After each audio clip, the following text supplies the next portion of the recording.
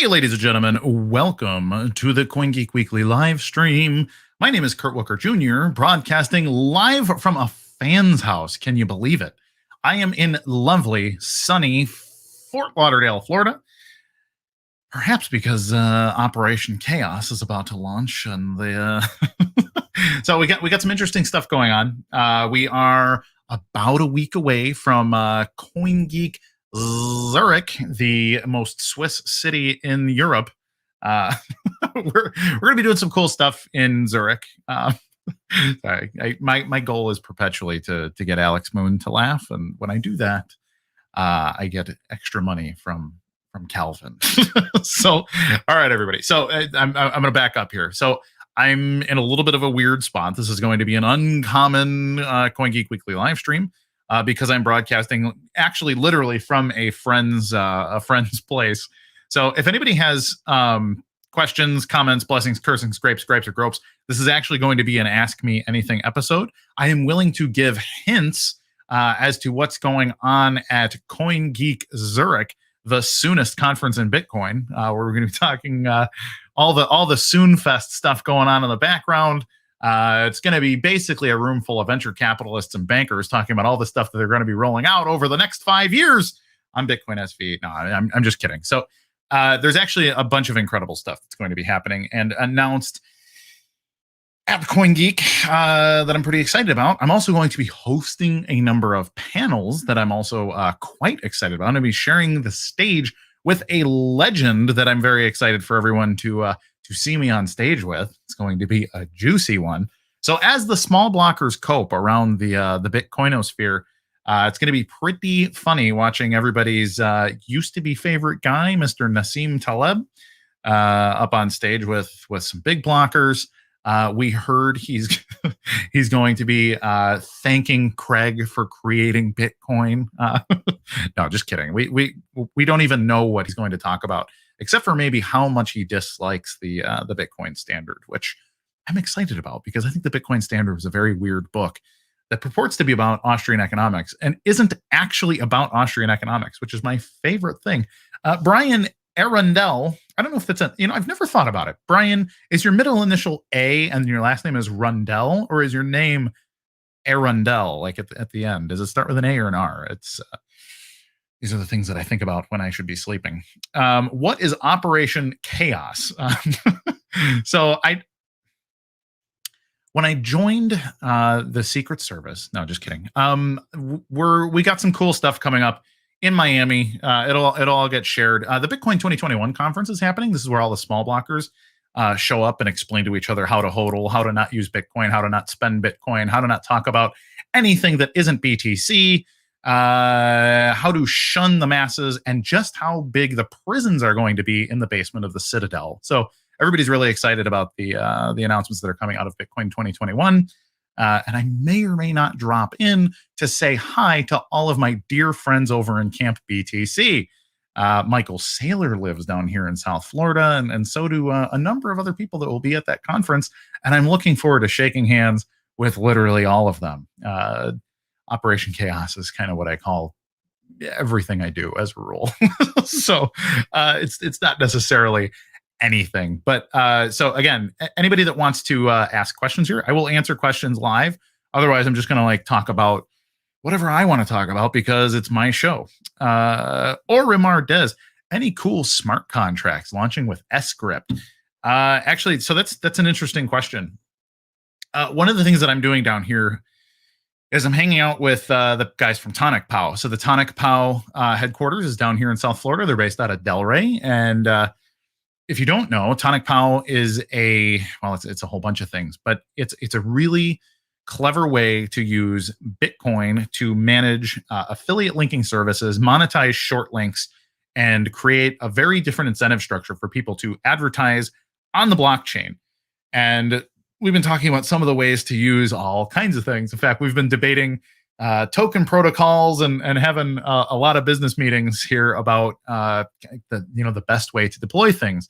And it's interesting because we actually have a lot of options, including Scrypt. Scrypt is brilliant and beautiful, but we've been talking about STAS tokens and run tokens and some of the other things here.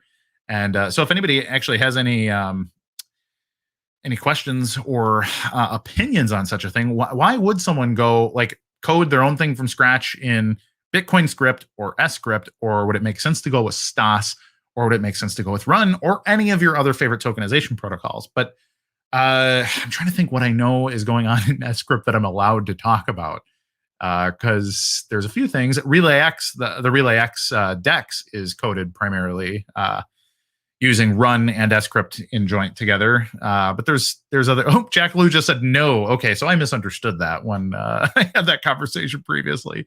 But so I guess it's just Run. I would guess that it's just Run at that point. But good question, and I don't recall which things I'm allowed to share and which that I'm not. So I'm going to bite my tongue on the rest of that. Alan Ross saying, I have heard mixed answers regarding pruning and deleting data from the blockchain. Is it possible to delete data stored on the blockchain? Oh, Jack Lou just said, haha, no, you're right, Kurt. I knew it. So, okay, so let's talk a little bit about deleting versus destroying versus pruning. So if you take the blockchain is just a distributed database. When you put data in that database, it's the proof of work that keeps it there. In theory, if you come in with enough hash power, you can actually erase a block full of data, but it becomes increasingly expensive to erase that data as time goes on. So can you erase something from a year ago? Well, that would be very expensive. You'd have to redo the proof of work at your own cost of every block that's come after that piece of data. So in a technical sense, yes, you can delete that data, but it would be very, very costly. However, if it was data that was just put into a block, or even data that was just been propagated, that could be done easier, but it's still going to be contentious. It's still going to be difficult. What actually makes sense is to destroy a piece of data. And this is something that Twetch is doing with their own. I believe they're using Twetch keys and rather than Bitcoin keys. So they're not destroying it on chain, but they encrypt the data in such a way that it cannot be read by anyone anymore. So it's destroyed. That's also something that can be done with illicit material, something illegal that's been put on the blockchain. Is in theory, miners could encrypt an existing hash of a file or something, and they destroy it that way so that it's no longer usable. So that's one option. And then the third option is pruning. Now, pruning is something that exists. Miners, for example, can run a pruned node where they're just running the headers. So they're not keeping all of the data in the blockchain, but they want to compete for blocks and compete for fees. To prune, most typically the thing that you would prune is op-return data, because op-return data is not secured by transactions. So it is a zero. What's the term for it? I forget the official term for this. But op-return is basically, it's something that's like strapped to a transaction, but it is itself not secured on the ledger itself. It's kind of in like a sidecar. So think like a sidecar on a motorcycle. You can snip that connection and you can get rid of that op-return data. But that's really only in theory. So if you build a business model that is creating a lot of value, and the value is based on the data that's in the op-return, well, then why would miners prune that data? Because that makes the chain less valuable for them to mine. It undermines the businesses that are using op-return, which are their customers. So just like most things in Bitcoin, it is an economic opportunity. It's the economic incentive that keeps data on chain forever. Because in theory, all of it could be destroyed. The entire blockchain could be destroyed. It's the economic infeasibility of doing such a thing that secures Bitcoin in the first place. And I think that applies to op-return in much the same way that it applies to everything else. But people talk about technicalities and edge cases, frankly, too much. So if you're not like a high-level software engineer with a business model, maybe that's not the most valuable conversation to have there. So good question, though. It's not one that people understand deeply. Next question, Alex. Orimar does, when I put a picture on the blockchain, where is it? Who holds it or stores it? Another good question. So the blockchain is a distributed ledger. It is shared among all of the nodes that secure the ledger with proof of work. So if you were to upload an image, it goes onto basically the hard drive of a mining node or whoever else wants to sync up with the network and keep a copy. And so it is held by everyone that keeps a full node, or everyone that keeps a maybe even just a copy of the ledger itself. Like they create some kind of archival node, but it doesn't necessarily relay and participates in the network in a little way. But it's an option for you. So you can run a node that keeps any data. Like there's not really a difference between a photo versus any other kind of data. I mean, a Bitcoin transaction is just 250 kilobytes of numbers, and ultimately a photo is just more than 250 kilobytes of a bunch of numbers. But it's about how it's translated and by what protocols it is translated. So that photo stays on the hard drives of the people that serve it across the network, and that's the short answer. Next one, Mr. Moon. BB, will there be a Terra Node announcement at the conference? Good question. I don't know, unfortunately. I know Steve, amid the entire pandemic, I know in 2020 he was spending a lot of time working on it and was making a lot of progress that he was very excited about. But unfortunately, I'm not in the know on that part of it. But let's talk about CoinGeek conference for a minute here. Here's the cool thing. Zurich is one of the headquarters of banking for the world. I think a lot of people understand that very wealthy people use Swiss banks because of the nature of Swiss national sovereignty. Swiss is officially a neutral nation in wartime and for all sorts of other reasons. It's a very interesting government structure over there, but they've not taken a side in any major global conflict in a very long time. And that allows them to hold on to the money of England and Germany and France and everybody else, the United States, their governments, also their central banks, and a lot of their wealthy people. And it's just a place that they've all agreed that they're going to handshake and not attack each other, so that they have a safe place for everyone's money. And it's basically a big gentleman's agreement. Now, what's interesting is that makes them have a very unique relationship with money and with banks of the rest of the world.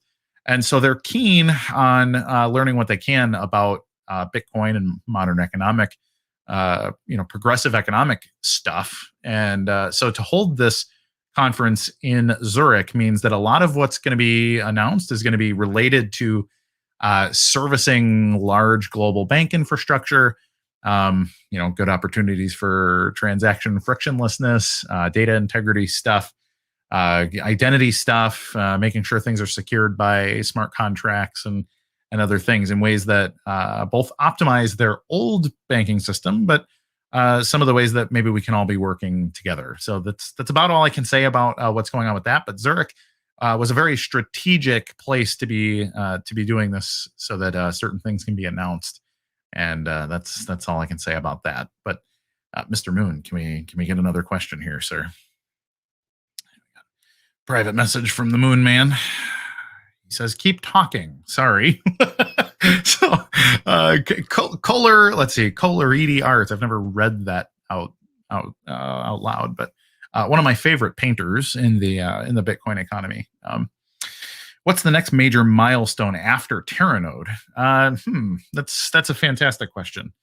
Terra Node itself is it's a massive containerization of node structure. So if you look at computer, like the way that a computer treats the blockchain and the way that node software is implemented, it's very generalist software. So the node software uses your computer's processor and RAM and hard drive and its connectivity, and it's all generalized. It's included in a generalized application. It includes a wallet for some reason, but there's not really a reason for your node software to also be wallet software and some stuff like that. So Terra Node itself is sort of re-engineering all of this to be deployed in a cloud setting. So for anybody, I would look into like Docker and Kubernetes as technologies for cloud deployment. So what Terra Node does is you can break out your random access memory function, your processing function, your storage, and you can run those in separate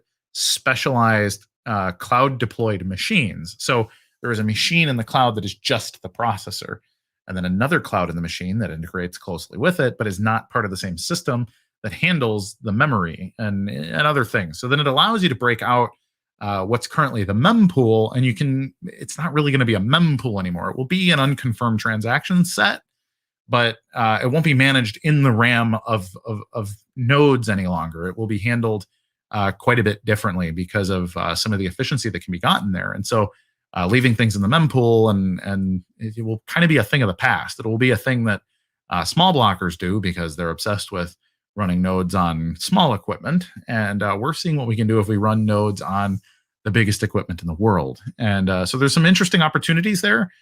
And we don't really know what that looks like at scale because Terra Node itself is not deployed to the mainnet. But I would guess that in the future, it won't be like a specific named application, that it will probably just continue to be specialized. The way that I think that nodes will look in a decade or two will be that specialized services exist to service each other. Maybe I have really good access to hard drives and an internet connection for connectivity, and maybe I only sell my archival hard drive service to the network. And I'm not running all these other things. I just am running sort of a headless hard drive that participates with the Bitcoin network, and people will lean on me, my infrastructure, to outsource even further. I really think that that's the future of Bitcoin in many ways because of just specialization. A truly free economy will continue to break down into very specific specialization, as long as there's not some reason not to.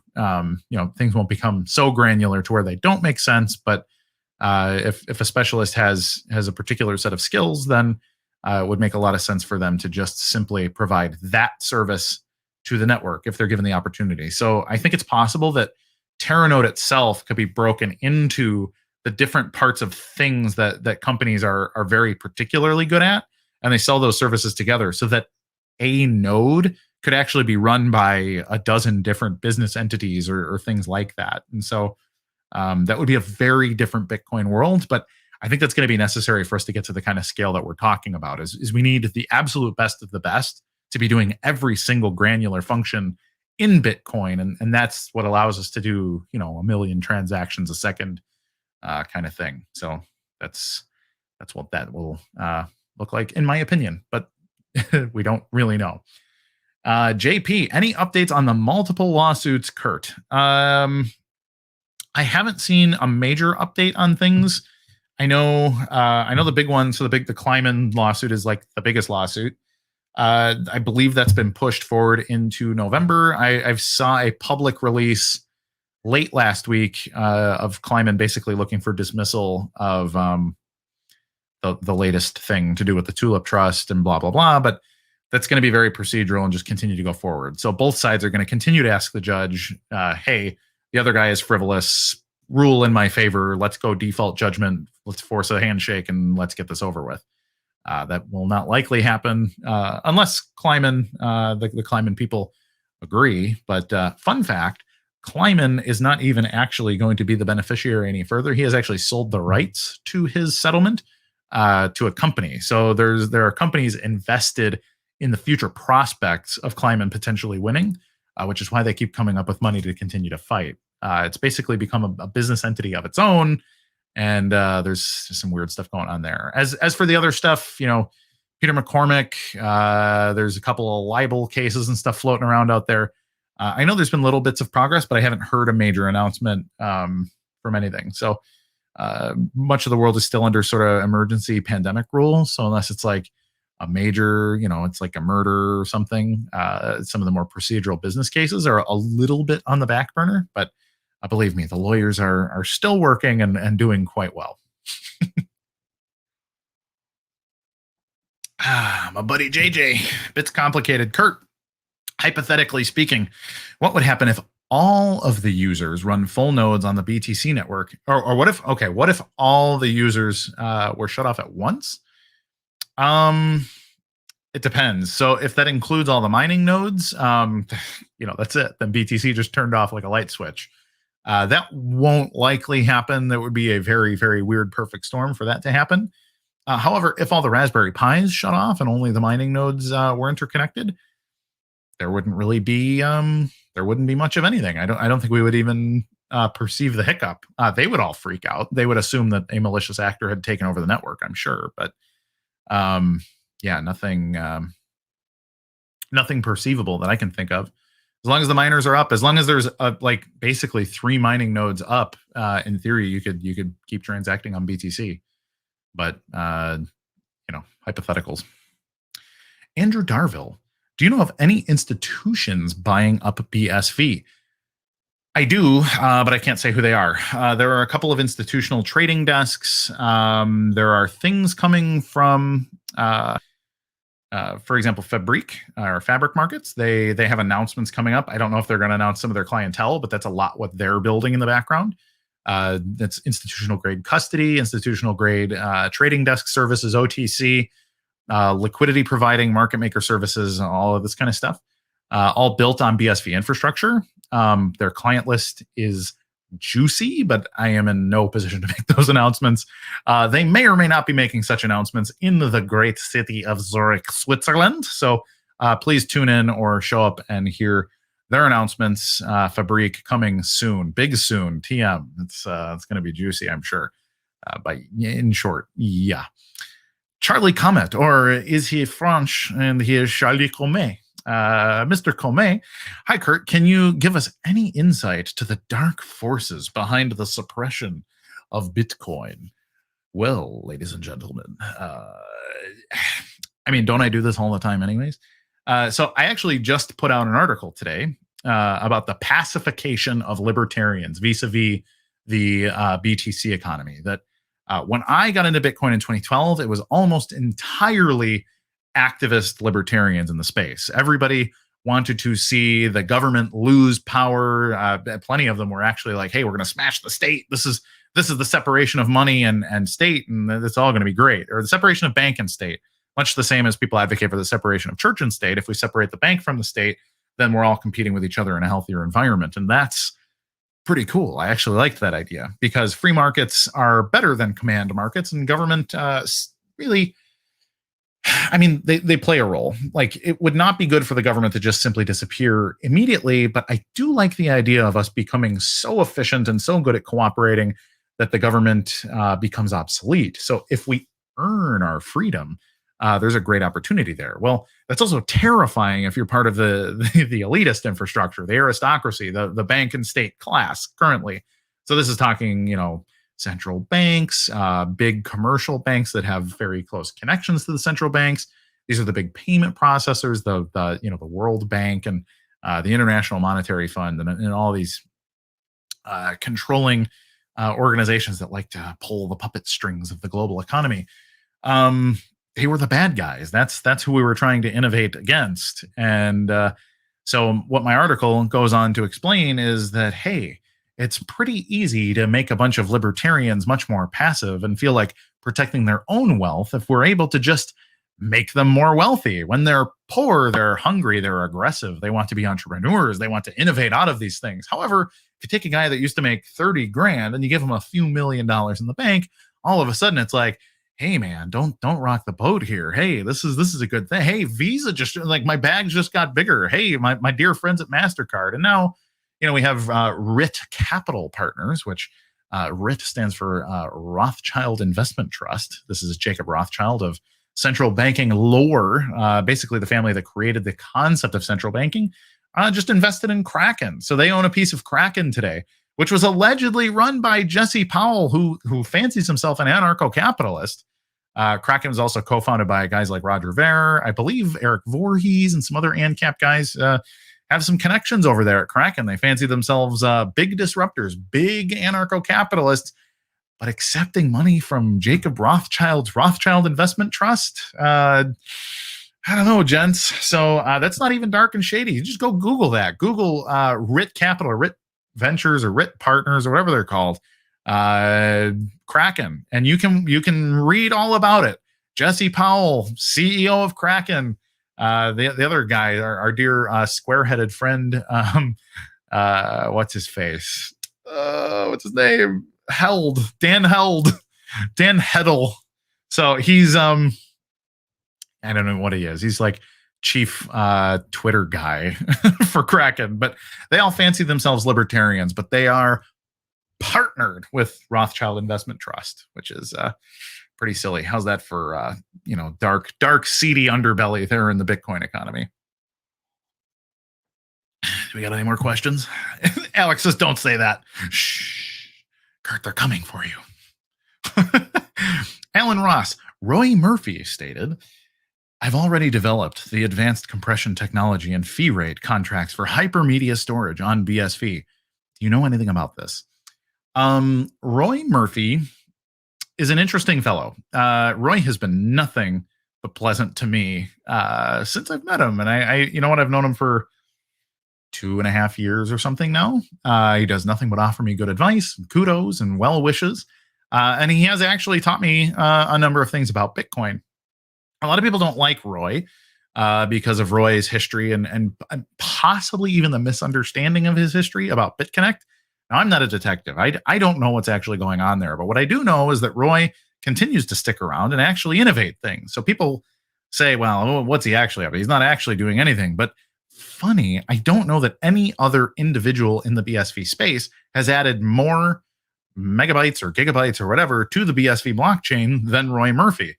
Roy Murphy does actually have credentials and has shown the proof of work to build, frankly, almost all of the really big record-breaking blocks has been him doing data science experiments. So I don't know specifically what all of his, frankly, he speaks in so many big words that I'm not sure if I'm lost or, it makes me wonder, what am I to do in such a situation? But, the proof is in the pudding, and the pudding is a lot of big blocks from Roy Murphy. So maybe Roy does know some things that we don't know, and I wouldn't be surprised to see that he actually has solutions to some of these big data things. So it's certainly something he's working on, and I appreciate very much the things that he does actually do for BSV, even though his reputation is controversial, is probably the best way to put it. So I don't know. Let's see. I wouldn't be shocked either way, frankly. Monsieur Comet, what would it take to get a BSV app on the traditional app stores? Actually, that's kind of an interesting question. I think the person to ask about that would actually be Alex Agut. He has an app store built into Handcash, and Handcash is already in the app store. But I know he had a little bit of trouble. He's had some trouble off and on with Apple over the fact that they sort of misunderstood the nature of the apps within his app. So basically, he's not allowed to launch an app that contains apps because that would sort of be like circumventing Apple's policy on auditing such things. But then the loophole, or maybe not the loophole, but the way that that's not a problem and the way that it was explained to Apple, I believe that Alex has a thread on this on Twitter from sometime in the last month or so, is that what he did is made it that the apps just deploy something in the browser. And then when it deploys in the browser, then that's not an app within an app and whatever. So Apple has a lot of very specific rules, especially about things that involve money and the way that they work in the App Store. So it's difficult, but it allows us not to be so easily censored. So a lot of people say like, hey, when's the Twetch app coming out? And the answer is, maybe never. I know it's something that they're working on, but the problem isn't necessarily the development of the app. It's dealing with the existing structures of Apple's app policy. And since their app policy is a little bit difficult when it comes to things like Bitcoin, it might make sense not to give themselves an attack vector due to using the App Store's infrastructure. So it comes with a little bit of baggage. But I think eventually, as things continue to become ubiquitous, Twitch has over 50,000 users. Another year from now, they could have 150 or 250 users. And the Apple Store will be like, hey, ding, ding, ding. Can we get that app on the App Store? We'd like to, maybe make it $1 to download. Split some of that with us. Hey, that'd be great. So in short, I don't know, but there are positives and negatives to using the browser versus using a native application. So you should be aware of that. Rick Howard, what previous coding experience do you think would provide the best onboarding for development in this field? Two things. A few things. I think really just generalized web development is super crucial. Like we need guys that just know how to program CSS and PHP and things like that. Because the Bitcoin stuff is largely solved. Like you don't really need to code up your own wallet in a lot of circumstances now. You might want to if you're building a more complex application, but like with things like Handcash Connect and RelayX and Money Buttons documentation and all of that allows you to piggyback on their wallet structure, and then that really handles almost all the Bitcoin stuff. So if you just have a good business idea, you can code up a lot of this using very simple web development tools and then just connect to Handcash Connect or whatever, and then you're ready to rock and roll. So there's some options there. I think people are overcomplicating Bitcoin. If you want to actually develop things like tokens or whatever, you can certainly just check out the documentation on scrypt.io or check out run.network or to use these things. One of the predicate pieces of knowledge that you may want to get good at is JavaScript. But don't necessarily feel like you have to code. It's good to learn to code. At least I think so. But also JavaScript is one of the most ubiquitous languages in the world. You can hire people that work for $5 an hour from around the world that are very happy to code in JavaScript if you just tell them what they need. So maybe ask a friend of yours who knows JavaScript, or go to Fiverr or look for a JavaScript developer. Send them the run documentation. Say, hey, check out what's going on at run.network. Can you code me up a token and integrate it with my website for my business? I think you'd be surprised that you might be able to find a really good coder in a place like the Philippines or a place like Pakistan or India, some of these places that have a really, truly global workforce and are very happy to work online and can figure out how to build you a run token quite easily. So give that a shot. But if you want to learn to code yourself, JavaScript is a really good place to start, because both websites are built heavily in JavaScript, and so are a lot of the tokenization protocols are very similar to JavaScript. And so that's a pretty good base technology to get good at. We got W. Woshin. Do you know if Fabrique will have USD on and off ramps? I know that's part of the roadmap. I don't know precisely what they're going to be announcing at CoinGeek, but I imagine that will be one of the big ones. I know that that's something they've been working on since the beginning. That was kind of the basis for, hey, we need Fabric because Coinbase don't like BSV. Nick Eastham, do you know any or know of any other exchanges being launched extra to Fabric? Calvin keeps alluding to one or more being launched and not really wanting to reveal his or their hand before it's time. It's actually another good question for Alex Agut. Handcash has even some of the developers at Handcash have actually put out a couple of screenshots on Twitter over the last week or so. It looked to me at a glance like it was an integration with Apple. So, when you click and use Apple Pay, how cool would it be if you could use Apple Pay built into Handcash if you just needed $10 or $5 or $20? I don't know what the limit's going to be, but if you just need a little bit of BSV and you have a Handcash wallet, it'd be pretty cool if you could just click the Apple Pay icon and make that happen. So that's another thing. I think one of the ones that people don't know about in the US is Abra.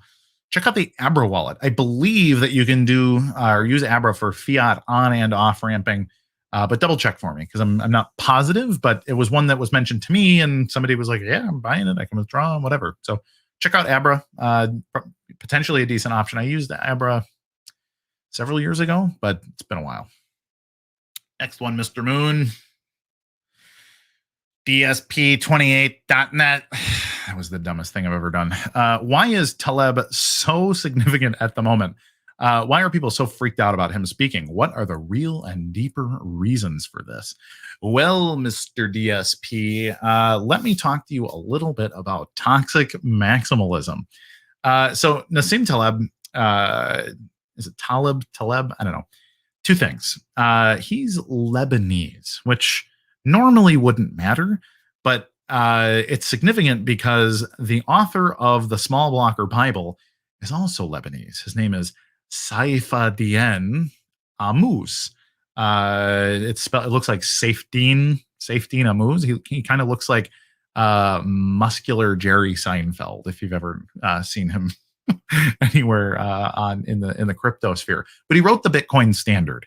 And the Bitcoin Standard is a book that explains why gold has value for about 80% of the book, and then explains how BTC is gold, and therefore BTC is digital gold and has more value than real gold. And he talks a lot about Austrian economics while actually describing Cambridge monetary theory, which is not Austrian economics. But people don't know this because people don't read. And so Saifedean, interesting character, but he had a guy write the foreword to the Bitcoin Standard, and it was Mr. Taleb. And he goes in to talk about, why Bitcoin matters and blah, blah, blah. Just, some stuff from from his position. Well, at some point, I don't actually know what catalyzed the issue, but at some point, Taleb realized he didn't really like the small blocker culture. He didn't see why small block BTC Bitcoin has any value to the real economy. And so then he was criticizing it publicly. Well, naturally, all of Greg Maxwell's sock accounts, all the the laser-eyed cats and dogs and famous television and movie characters from the 1950s through the 80s. So this would be your various B level. If I don't know if there's like a BTC Tony Danza, but I wouldn't be surprised. And what you do is you take a picture of Tony Danza, put laser eyes on it, and then have them tell everybody to cope every time they say that there's something wrong with BTC. So what they did is they all attacked Mr. Taleb. They keep telling him, have fun staying poor and blah, blah, blah. The things that you see on, small block or Twitter or Twatter, where appropriate. And so Taleb basically just has become FU small blockers has been his MO. So naturally, the CoinGeek people reached out to say, hey, we've got something interesting to tell you about Bitcoin. And it's the fact that, Bitcoin was always capable of global scale, global payments, documentation, generalized computation, a distributed supercomputer around the world. Would you like to come to CoinGeek conference, hear a little bit about that? And we would love to hear your opinions on why you soured on BTC. Let's elucidate that. If you could explain that to some of our banker friends in Zurich, they might be interested in learning how you went from guy writing the foreword to the most important BTC book to guy who literally drops FU on Twitter, toxic people that are criticizing. And, let's hear that evolution. So that's an exciting story to hear from Mr. Taleb. And when it was announced that he would be speaking at CoinGeek, well, oh my goodness, did everybody come out? It's all the official people, the Jameson Lops and some of the people whose faces we actually know. They're out there just, oh my gosh, Mr. Taleb, he's become a scammer. He doesn't know that fake Toshi is, all these different things. And please don't look too close into Tether, but we're really worried about you, Mr. Taleb. It's really sad to watch you, have to have fun staying poor and all of these things. And, Taleb has just been steely eyed in much in ways that Mr. Gary V was not. Gary V was like, hey, I'm going to back off. I don't understand this. Taleb has just been like, hey man, I'm going to go do some, squats and cleans. I don't know if you've seen his like Olympic lifting routine, but Taleb is a Chad and a half. So he's basically been like, hey, you know what? I'm speaking at CoinGeek. I've seen no evidence that Craig is a fraud. And I know I hate you guys. So see you at CoinGeek. So it's been pretty solid. They don't like when their bullying doesn't work. But like I said, they're working on like the gulag level at the BTC Citadel. That's like their favorite thing. So when people don't feel threatened by small blocker gulags, well, then they, the laser eyes and, aneurysms. So that's roughly what's going on. Next question, Mr. Moon. All right. Spreadacini. It's an interesting name. What are your thoughts about the Mt. Gox settlement stuff that's being voted on? Mt. Gox is always going to be an interesting one. They've come across a number of settlements. The trustee has made a bunch of different offers. It's been, are we going to settle in fiat? Are we going to settle in Bitcoin? What happens with the forks? That was another big one. Does that include the BCH and the BSV and whatever else? Bitcoin Gold, BCHA. I don't know. The Mt. Gox stuff has been going on for literally since I started in Bitcoin. It was like 9 months into me being a Bitcoiner when Mt. Gox fell apart. So Mt. Gox has just always kind of been the what's going to happen next with Mt. Gox? And I just don't know. Class action suits take a very long time to figure out, especially when you got guys like Mark Carpelli's and some of these other crooks that were involved in some of the other nasty stuff. Bitcoin was real nasty during that era, like the 2012 to 2014 era. There was a lot more of the drugs and human trafficking. This was the peak of Silk Road and all that kind of stuff. So there's a lot of people that have a lot of things to cover up during that era, and a lot of that's going to be hard to untangle. I don't know. Mt. Gox stuff. When people finally get paid, that's when we know what's going to happen with Mt. Gox. Otherwise, it's speculation about speculation, in my opinion. Vanita Kamal, do you think that the individual behind these BTC shills like Cobra, Dan Darkpill are changing, which is why they are so reluctant to reveal their identities? No, I really think it's a very small group of people. Those sort of official troll accounts, the people that have authority, but they're just cartoons on Twitter. I have a feeling it's like half a dozen guys that just kind of control all of them. And I talk a lot about Greg Maxwell because he's kind of the embodiment of that thing. And there are a number of accounts that we know are Greg Maxwell because he has had a couple of minor security leaks where he's sort of shown his hand. And so we know that a few of them are Greg. He also has a history of sock puppetry, even from before Bitcoin. So Greg kind of becomes the face of that. But I think it's a few other guys. It almost probably can't just be Greg. But there's been lots of theories about who they could be. It could be what's his face, Marquardt and Malmy and some of the other old school guys. But the proof for it, we don't really know until we know. So again, speculation. But the way that they are, the way that their narrative is coordinated and things, I imagine it's got to be a very small group of people. And I think a number of them also are paid. Because social engineering is the part of was part of any good corporate takeover budget. So social engineering should be expected. We should expect to continue to be attacked by our competitors, and the small blockers really represent a lot of competitors where there's connections to the seedy underbelly, the old world financial institutions that don't want a global Bitcoin that undermines them. So BTC has ceased to be a threat to them, but we should see BTC as it's become the mainstream coin. This is MasterCard's coin. We should continue to see them become more and more toxic, trying to shut down their competitors more and more. Next one, sir. Alan Ross, do you see any other cryptos having utility in the long run along with BSV?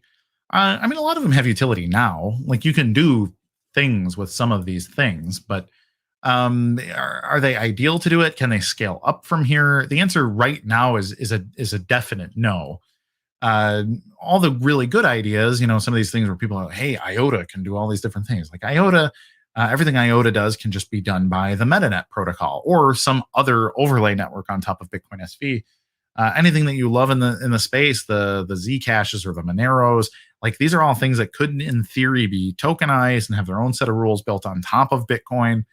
So it really becomes unnecessary. What really makes sense is to have a single global network upon which you build all of these other protocols. So if there's a really cool protocol that you like somewhere, maybe you like Decentraland and the Mana token, well, that should all just be built on BSV. It'd be more stable, more scalable, cheaper to use, and that kind of thing. So there's not really a reason for it to be on a separate network. They should all converge onto the place that it makes the most sense to work on. So how long will that stick around? I don't know. Bad ideas can last for a very long time, but it would be more efficient for everybody to have a single global network, much the way that we benefit from a single global internet upon which you build all these other economic tools.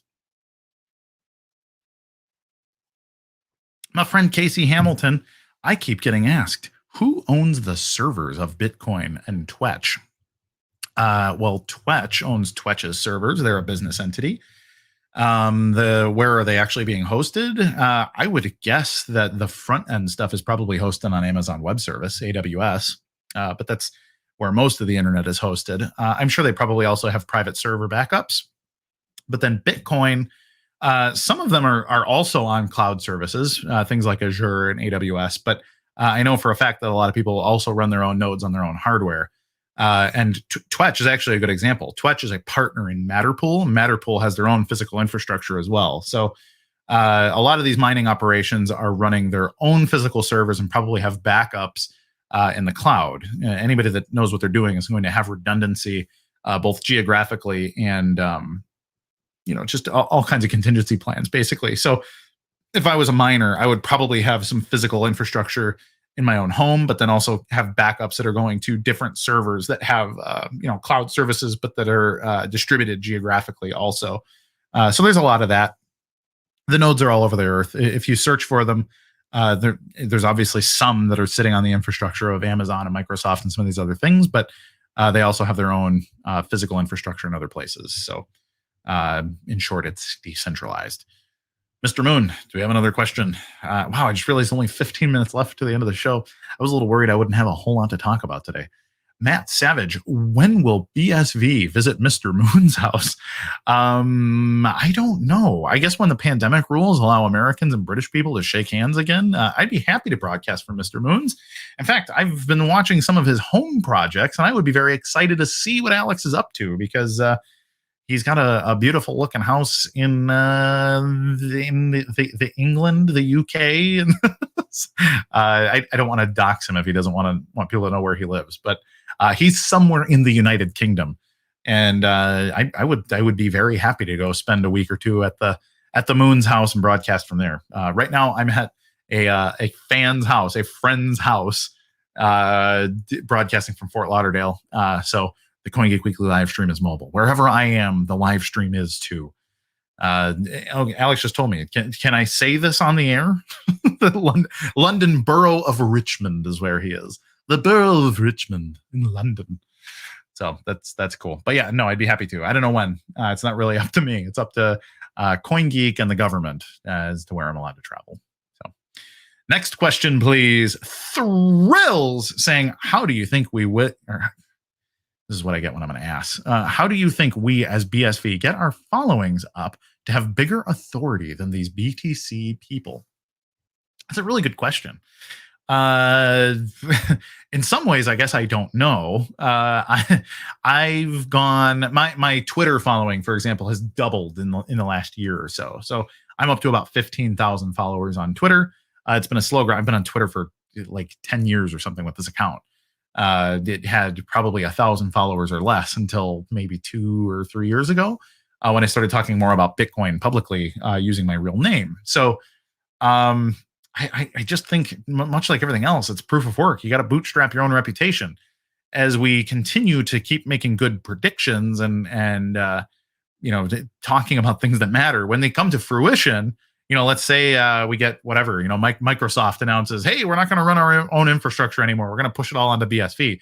Well, then all of a sudden, there's going to be a lot of people looking for who are the people that have been talking about BSV for a long time. And then, I'll be one of those guys. There will be a few dozen people that talk about BSV all the time. All of a sudden, their notoriety will explode up. It would be at that point that we'd get the big networks and newspapers, the PR people, everybody. Hey, who can we talk to? Who can we ask about? How did this fly under the radar?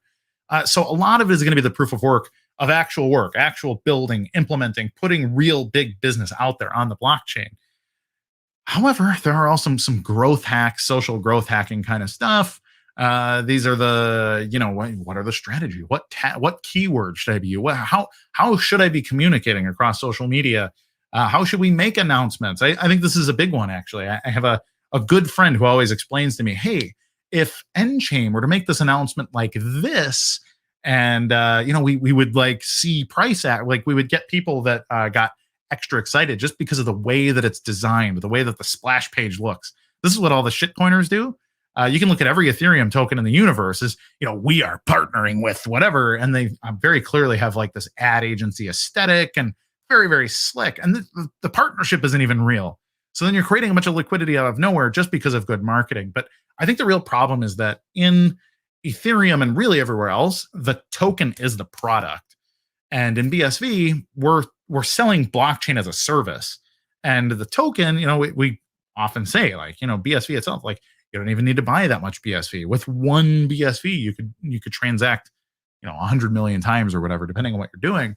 And so we actually have maybe too much integrity. I know this is going to really upset my small blocker friends, but we're the only ones out there not pumping the coin. We're not out there trying to make the value of BSV bigger for no reason. We're trying to earn it. And that's one of the reasons that we attract a lot of the people we do, the people that are working really hard, super intrepid. I like to think of myself as one of these people who believes that even if I underperform the market for 1, 2, 3 years, that we will look back in a decade and everyone will say, how did they know? How did these BSV people know that this was coming? So it's kind of a long answer. There are certainly things that could be done better. People could be making announcements in such a way that are very, very flashy, and we get big pumps every time, some country in Africa joins up with, whoever else, but that has its own baggage. So in short, I don't know. But if you want to be that marketing guy, I recommend, if you're a fan of this show and you think that we could be doing stuff better, I'd encourage you to also do it better. It shouldn't just come from Enchain, CoinGeek, some of these other people. It would be really great if the businesses that are building would make their own PR announcements that were very, very flashy and nice. That's really what we need. That's what a real economy would look like. So that's what it's got to be. Dookie Love, do you think any of these new run tokens could actually be good investments? If so, which tokens currently intrigue you? I have a tendency to buy all of the tokens that come out. I'm a big fan of the NPC business model. This is the Numpty coin. The way that it distributes, it's based on how much you actually watch the show. So you actually need to be a fan and a participant, and you get paid out based on that. I also think Haste token is really interesting. Haste is holding onto the tokens and the BSV related to them for a very long time. They're going to distribute them years from now. It was 3 years from 5 years from now, something. So it's like a BSV and a token mutual fund. So that's kind of cool. But it's actually based on people legitimately playing the game. So if the game is very successful, the tokens will have more value. So those are cool. There's a lot of other things. There's things like Froge coin that I have seen pop out, which is Doge but frog themed. And it sounds like a joke, and perhaps is a joke, but the creator is actually a neighbor of mine in real life. We came to find out after being BSV friends for quite some time, but they're working on projects that they think are cool. So there's a lot of coins or tokens rather. I don't see any reason not to basically buy any of them. Most of them are practically free at this point. So if they go from 1/100th of a penny to 1/10th of a penny, you've 10x'd your money. So pretty cool. My throat's starting to get dry. I'm talking for an hour. paging need something here. Okay, Carbon Craft, is it me or are BTCers getting more and more desperate lately? Now it's just borderline comical. Yes, their entire narrative is that the super cycle never ends. BTC goes up in value forever, and that's what allows them to build their citadel, and the most pure of them get to live in the citadel. But then the people the people that don't pass the purity test, they get to live in the citadel prisons forever. So this is people that don't run their own nodes or man up. Thank you, Alex. I appreciate that. These are people that don't run their own nodes. These are people that ask why Michael Saylor looks like he has a coke problem. People that say that Peter McCormick doesn't know what he's talking about. Why won't they eat any fiber in their diets? Why does every meal have to be steak? If you ask these questions, you end up in the prison of the Citadel. So that's they're just they have an investment scheme. They have a worldview that doesn't compromise, and it's interesting because it definitely coalesces a lot of passionate people. But when things start to go against them, when they don't get wealthy, oh my goodness! Well, look how upset they get. Compared to, might I add, when BSVers don't get immediately wealthy. I'm still here every week and very excited to talk about the businesses that can only be built on Bitcoin SV. Shoot, I would do this job for free. In fact, I did it for a long time because I actually care about the technology. And frankly, I would rather go to war with an army that cares about the goal much more than people that are just in it to make as much money as they possibly can. So bring it on. This is great. I love to see the destruction, or the self-destruction anyways, of the people that fancy themselves our enemies. So let's take another. We are not sponsored by this company, so I'm going to drink in a way that doesn't show anybody. Better. Simon, is someone working on writing a book on the history of Bitcoin? There are a number of histories of Bitcoin. I actually have a friend who asked me if I would help contribute on like a crowdsourced book about Bitcoin. I may or may not. I actually haven't decided exactly. First of all, am I allowed to, given my contract with the CoinGeek people? But then also exactly what I would contribute. But yeah, I think it would be awesome to have like a history of Bitcoin. But there are a number of books. There's, I've read a few of them myself. I forget. I forget my favorite one. So I've read 2 or 3 that are kind of about the early history, which is interesting, but most of them are several years old now. So yeah, maybe it's time to go into like the actual history of the scaling debate.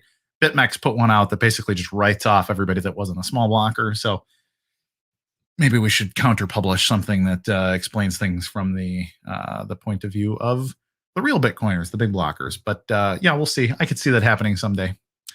Andrew Darville, has anyone reached out to Elon Musk to explain BSV to him? It seems what he wants from BTC is what BSV already is. Indeed it is. Elon is a very difficult fellow. As you recall, he stood us up on April Fool's Day. So Elon, I don't expect him to return my calls, but it'll be funny when I'm the new CEO of Tesla someday. He'll be forced to return my calls, and that'll be very, very funny. Dear, can you get Elon on the line here? And he calls me up, says, "Yes, sir. What can I, what?" And we explain Bitcoin. I don't know. It really, it doesn't matter. I think Elon Musk is generally an uninteresting person. People revere him because of his marketing prowess, and I do respect him for that.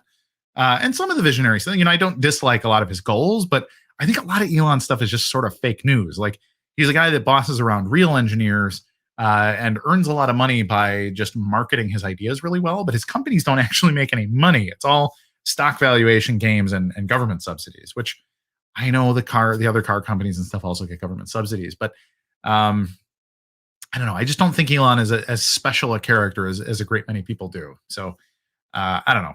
It's going to be funny when he works for me someday. Alex, how many more questions do we have? Could we go like another 15 or 20 minutes, or should we get ready to wrap up here? Send me a private message, Mr. Moon. 10. All right, 10 minutes. We'll go a few minutes over. Nigel Pooley, ACA. Hi, Kurt. Great work. Can you clarify for me if Bitcoin can be split into more than 100 million Satoshi? I believe CSW has said 16 or more decimal places. With tokenization, you can do absolutely anything. So you can issue a token that is each token is itself like a tenth of a Satoshi. So you could 10x the amount of usable sats in a controlled environment. So technically, you can do absolutely anything given payment channels and tokenization. So if you needed to send something that was like, I don't even know, 100, like a millionth of a sat, you can do that. It just needs to be coded up. So in short, yes, but the answer is a little bit longer than just yes. So, but anything you would need to do, it can be done. Next one. Grillonic, can you mention some good BSV DeFi projects to get on? DeFi specifically. So first of all, I start by saying Bitcoin is itself a decentralized finance product. If you want something that earns you interest and pays you out on a regular basis, there's not really a great option. There are things like Celsius that are built. It's like an ETH thing, but they're actually based in New York City. They're a real business. It's not like DeFi where there's like some volatility contract doing a bunch of stuff and paying you out in tokens. But Celsius is a decent option for that. Another one is TDXP. TDXP is an app that's built on top of Bitcoin. Bitcoin SV specifically, but you can lend your money in, become a liquidity partner. People borrow that money, they trade against that money, and when they lose money, the people that are putting liquidity in, they get paid out. So you have an option there. It's like a DeFi product. It's not going to earn you a ton of money quickly because truly the DeFi projects that make a lot of money quickly are doing it by playing inflation games with tokens. And it's not sustainable. It's not going to be a good thing. We're going to continue to see them close down, much like DeFi 100. They closed 2 weeks ago on their website, said, "We've scammed and there's nothing you can do. F you, DeFi 100. So be careful with DeFi. Most of them are going to exit scam at some point, and it's going to be pretty unpleasant. Alan Ross, do you think the future of all data storage will be on-chain? No, not all data storage. It's about ROI. If you can make money based on what you've put on chain, if you can repurpose that data and resell it back to the economy, then by all means, put that on chain. Therefore, it is cost neutral. The cost is just part of what it takes to get to profit. In that case, yeah, put that on chain, sell to people. However, if you're just uploading data for no reason, if it's not adding some value to your life or your business, don't put it on chain. Not everything in the universe needs to be on chain. That doesn't mean that there don't need to be lots and lots of things on chain. I think we will have multi-terabyte blocks going into the future, but that doesn't mean that all of your personal photos need to go on the blockchain. If you don't have a reason for it, there's not going to be a reason to put them there. Like, we will have overlay networks and things that sort of operate like the internet, but that won't necessarily mean every granular thing is on chain. So in short, no, but I still think we're going to get to multi-terabyte blocks and tons and tons and tons of economic data on chain.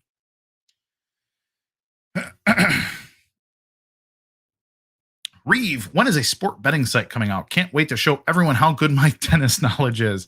I do know there's a couple of people working on some things. In fact, I just talked to some guys who were talking about coming to Zurich that are in the esports zone. I want to do some futures markets and betting and stuff there. So in short, it's coming, but I don't know exactly when. I know of a few parties that are working on such things, though, in just generalized prediction markets. So all of that is pretty cool stuff. Thrills, Kurt would love if you could explain as to how each ETH clone has their own Uniswap clone to make it seem like their chains are active and how BSV can get around this. Interesting. So yeah, so if you look at, so you have Ethereum, then you have things like Binance Smart Chain or, Tezos or Matic or any of these other things. There's a lot of blockchains that are copy and pastes of Ethereum. And when you copy and paste Ethereum, you get the Ethereum virtual machine. And the Ethereum virtual machine allows you to repurpose any tool that's on Ethereum, Uniswap, for example. But then you also have things like Pancake Swap, for example, and some of the other ones that are on these other chains. So they all have similar swapping like DEX tools, basically. And then what they do is you can program tokens to trade each other back and forth. You create a bunch of action that isn't really doing anything. Whew, it's getting warm in here. It's Florida. It's the tropics. And so there's all this economic activity. I don't know how many people were paying attention to Matic last week, but the network reached its absolute limit. And it was pretty obvious that it was just a user or two sending out transactions on one single token contract. And the entire network reached its maximum limit because there was not more gas on the entire network. So, these people, Polygon, Matic network, they talk about being like the scaling solution and the Ethereum's going to do blah, blah, blah, blah, blah. And one user used up all the gas on the network and made it that they can't scale. So Ethereum-based networks can't scale because of the nature of the network. They are fundamentally unscalable. BSV uses a parallelized UTXO model, which means anybody can compete to continue to push forever. You can build a virtual machine type thing on top of BSV. You can build all these tools, and we've seen some stuff. Keep your eye on Sensible Contract, is probably coming out with some really interesting stuff soon too, to allow much more scripting language to allow such things. But we will absolutely have much better solutions that actually scale, things that can do 50 or 100,000 transactions per second, utilizing some of this stuff, things that are 1,000 times as efficient as Polygon. They don't crash. They use distributed consensus and proof of work, and the network remains stable because of such things. Alex, put that one back up. Put the ticker back up. Everybody sign up, CoinGeekConference.com. We're going to be live in Zurich. I implore you, please sign up for the virtual conference. If you can't make the trip to Zurich, you can sign up online, and then you can watch the entire thing for free on the internet. And you get to see this ugly mug up on stage talking to some of the coolest people in the blockchain space, the people that the small blockers can't believe are wearing suits at a blockchain conference. And we're going to be doing real business. And the beautiful thing is that they continue to underestimate us forever. That's what we want. We want them to think we're scamming while we're actually building real businesses and doing real business development. That's the power of Bitcoin. Unbounded. Bitcoin SV. Want to tip the show? Help Kurt's diaper fund. Thank you, Alex. Sent to Molly Moxie on Handcast. My dear daughter is about 6 weeks old now, at home with my wife. I'm going to give a shout out to my wife, who has been watching my son and my daughter while I'm out of town on business. It is wonderful. She has wonderful friends to help, and everything's been just great. Natalie, I love you. I miss you. Ronan and Molly, I miss you both too. It's really great to talk to you here. Hopefully my children can see my face and say, hey, why the hell's dad in the TV? Well, be good to your mom, kids. If not, she is more than capable of destroying everything in the universe. My wife is awesome. So seriously, she's a retired MMA fighter. So she's very happy to hold down the fort and be awesome. But I know she's got people over today. She's having a good time. And I love you, dear. So hope you're having fun. I'm having fun here in sunny Fort Lauderdale. Anything else, Alex? Anything to cover? We good? CoinGeek Weekly Livestream. Yeah, so 2 p.m. Eastern every Tuesday forever. I will be in Zurich for the next one. I'm not sure exactly who the guest's going to be or what's going to happen, but we're going to do something cool. Real cool. So tell your friends, please like, subscribe, share, click share, put this on social media, put it on Twitter, put it on Facebook, share with your friends. Say, hey, guys, this is what I'm up to. All this Bitcoin stuff. This guy, Kurt, answers questions. no pre-scripted. They ask him all kinds of stuff. The executive producer likes to throw him fastballs. So have your friends show up and ask the weirdest questions they can think of about Bitcoin, and I will answer them because it's my job and I enjoy it. So without any further ado, I'm Kurt Wuckert Jr. This has been the CoinGeek Weekly Livestream. Tell your friends and see you in Zurich. Bye. Data is one of the world's most valuable commodities. Data should be used to improve interoperability while securing privacy. Data sovereignty is most powerful when ownership is restored to individuals. Join us at CoinGeek Zurich and learn how the Bitcoin SV blockchain ignites the power of data.